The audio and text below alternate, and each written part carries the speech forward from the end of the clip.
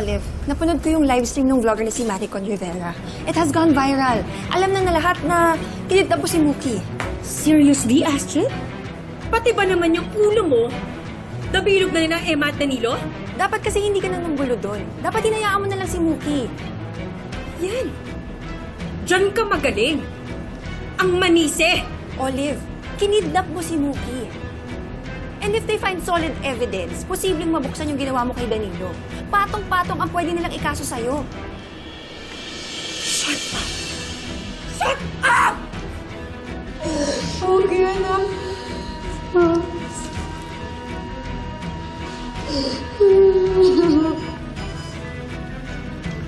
Vital signs, stable. Thank God. Ano bang nangyayari sa'yo? Bakit parang biglang kasalanan ko ang lahat ng to? Yung nagawa ko kay Mookie. Hindi ko naman sinasadya yun eh. Nabigla lang ako. Natatakot lang ako na mawala sa akin yung anak ko. We're not even sure if Maria Angela will survive. Ako na nga itong inagawa ng anak. Ako pa yung masama. Astrid, I'm the victim here.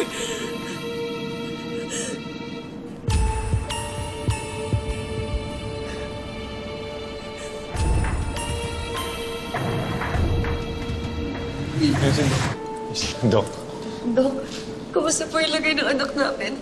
Na-stabilize na po namin ang vital signs niya. However, she's still in a coma. At hindi pa rin namin masasabi kung kailan siya magkakamalay.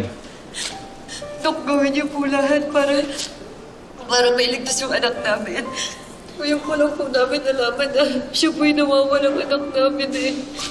Kakatiting na oras pa lang po na nakasama namin siya. Gusto po namin magkaroon ng pagkakataon na maging magulang sa kanya. Gagawin namin ang lahat. Excuse me. Salamat po.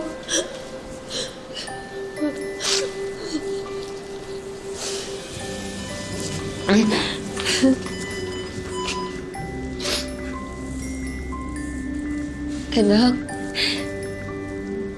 Anak, nandito kami ng tatay mo.